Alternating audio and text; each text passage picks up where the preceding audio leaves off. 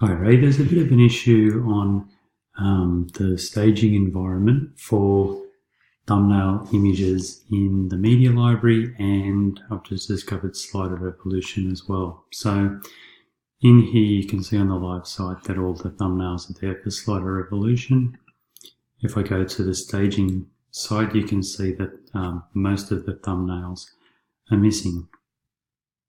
It's the same for the media library as well. The media library basically will have a whole lot of blank thumbnails in the staging environment, and on the live site all the thumbnails in the media library are visible.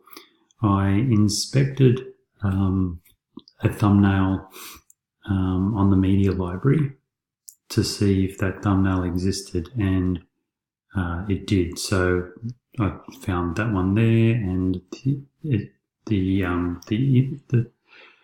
the thumbnails are all there. It's just that it doesn't seem to be linking up. So there's something amiss on the staging site in terms of thumbnail images relating to their image on the server. So could you have a look at that for me, please? That'd be appreciated. Okay, thanks, Ray. Cheers.